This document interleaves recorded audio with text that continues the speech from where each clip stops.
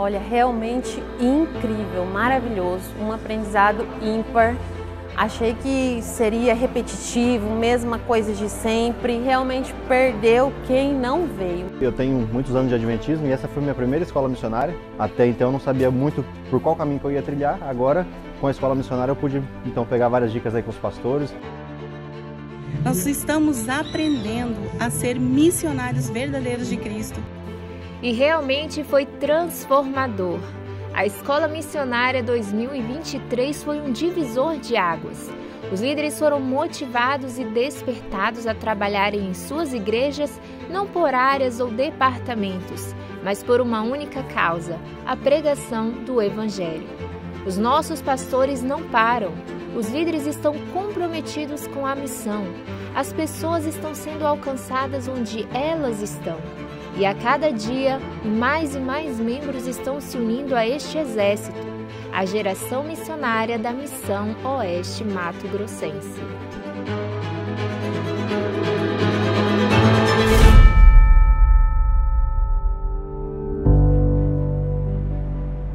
Nós começamos no domingo pela manhã para atender a Igreja de Nova União. Então marcamos lá um batismo de 2 famílias, 2 em uma família, e o nosso irmão Maurício também se reencontrando com Cristo. Neste tempo, a chuva aqui é abundante, então as estradas de terra, onde temos atoleiros, pontes, muita lama, então sempre é uma dificuldade, ou até mesmo pode dizer uma aventura. Ali, eu fazendo apelo, contei a história de um pastor que fez um batismo em um rio, água muito fria, e logo após alguns dias ele faleceu por questão de saúde, hipotermia, o rio muito gelado. E eu chamei a igreja ali presente para realmente entregarmos a nossa vida completamente a Deus para a missão, para salvar. E mal sabia eu que Deus também me deixaria passar por uma situação bem semelhante, mas Ele me salvaria. Então, ao retornarmos, nós passamos por uma ponte e o carro foi escorregando assim de lado e nós caímos. O carro tombou na ponte de mais ou menos uma altura de 6 a 7 metros. Estava eu, a minha esposa Noemi e também o nosso irmão Reinaldo, que é o nosso diretor da Igreja de Nova União. Ao carro começar a deslizar, os irmãos estavam atrás. Eles já desceram do carro e ficaram de prontidão. Quando o carro caiu, eles já chegaram, entraram no rio e começaram ali a tentar o socorro. Então o primeiro a sair foi o irmão Reinaldo. Ele saiu e logo a minha esposa já foi retirada. Ela saiu já com pouco fôlego. O irmão Nilson tentou me puxar e foi quando a minha esposa gritou desesperada que eu estava preso pelo cinto. Mas neste momento os irmãos entenderam e colocaram em minha mão um canivete. E eu entendi que era um canivete ali pelo tato. Eu coloquei aqui, cortei o cinto e levantei a mão já sem fôlego. Quando os irmãos me puxaram praticamente já sem fôlego.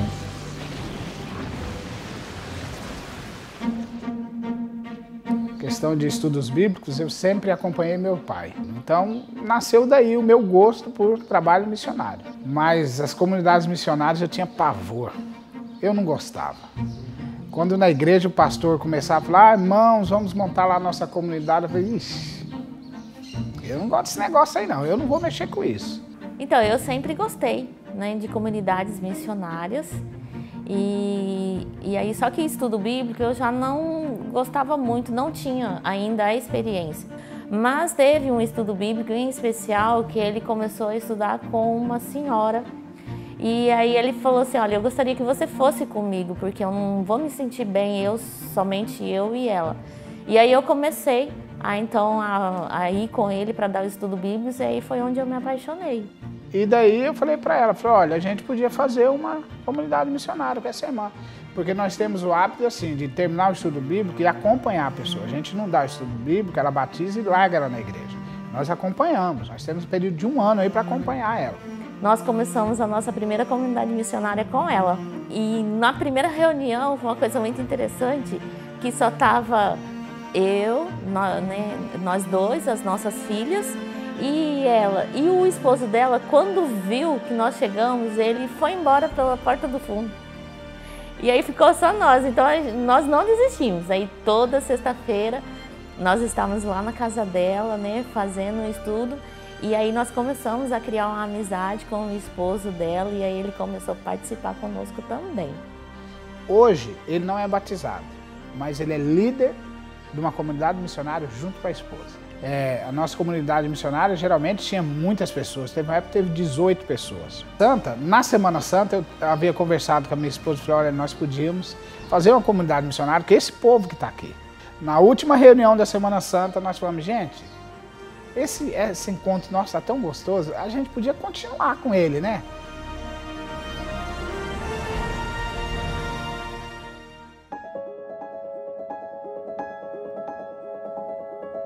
Já tinha mais de 20 anos de adventista já tinha me envolvido em vários programas, em várias atividades dentro da igreja, mas chegou um momento em que os programas, por mais complexos que eles eram, parece que não preenchiam o vazio no coração. E aí eu fui me afastando das atividades da igreja, até o ponto que eu realmente saí da igreja e fiquei muitos anos fora. Depois que eu vim para Cáceres, eu senti saudade dos cultos no sábado e fui na igreja uma vez. Vi o Zé Roberto falando sobre a pregação de um projeto de pregação para um presídio. E talvez por ser policial por mais de 10 anos também lá no Mato Grosso do Sul, eu sempre tive uma certa resistência em me aproximar de preso. Mas o sermão foi tão forte que me perturbou. E no final eu pedi para o Zé Roberto para poder estar participando. E na primeira visita que nós fomos, eu nem entrei inclusive como professor, digamos assim, eu pedi a autorização para o presídio e entrei como oficial. Quando a gente entrou na escola, tinha uma grade de separação entre os professores ali e os alunos. Quando eu entrei, assim, parecia uma jaula de leão. O pessoal estava tudo de branco, mas cabeça rapada, cicatriz na cara para tudo quanto é lado. E eles vinham assim, aquele monte, sabe, aquele burburinho. E aí eu partilhando a minha experiência com eles, quando eu ouvi eles, inclusive, cantando, as paredes do presídio tremeram. E aí eu falei para o Zezé, o negócio é incrível. Voltei depois, na outra semana, já com a minha carteirinha, e nós começamos a fazer o estudo. Estava praticamente só em duas pessoas, eu e o Zé Roberto. E aí o presídio ofereceu para a Igreja Adventista mais uma ala. Seriam vários outros presos. O trabalho no presídio estava ficando de grande qualidade, que os presos começaram a escrever e a pedir para que a gente fizesse visita nas casas deles, com as famílias deles, para que eles pudessem também receber os estudos. E foi o que a gente começou a fazer. E recebem estudos, eu acho que em torno de umas 20 pessoas que recebem estudos. Só que vai crescer mais ainda, porque a gente recebeu agora, a semana passada, retrasada praticamente, umas 10 cartas. Quando ele começa a falar para você de que a vida dele está transformada, porque ele está aprendendo a ler com a Bíblia, é fantástico. Inclusive a gente tem uma experiência fantástica de um rapaz que saiu e está se preparando talvez para fazer até a teologia. E a igreja já colabora com lições de escola sabatina, bíblias e inários também para o pessoal do presídio, tanto masculino como feminino também, e agora inclusive dos jovens também. E isso está agregando, na verdade, um interesse público sobre a Igreja Adventista e sobre o projeto de ressocialização dos presos. A frase que eu mais falei, assim, recente ao acidente é: o susto foi grande, mas o livramento de Deus foi maior. Pastor, você não tem receio de amanhecer com esse carro aí na sua casa? Eu digo, de maneira alguma. Quando eu vejo esse carro, eu também vejo o poder de Deus em nos livrar. E o detalhe, nós continuamos passando por pontes, as chuvas continuam e nós continuamos visitando nossos irmãos, continuamos pregando, continuamos alcançando pessoas para o reino de Deus. E nós já estamos aí 2 meses e meio, mais ou menos, com a nossa comunidade missionária, só de não adventistas. São 14 adultos e tem 2 crianças. Antes eu não gostava de comunidade missionária. Hoje eu não vivo sem. O meu maior desejo é que a nossa igreja, os líderes, vivam em comunidade missionária. Eles vão sentir o toque do Espírito Santo na vida de cada um deles. E os presos, eles começaram a partilhar do Evangelho entre eles e entre os familiares deles.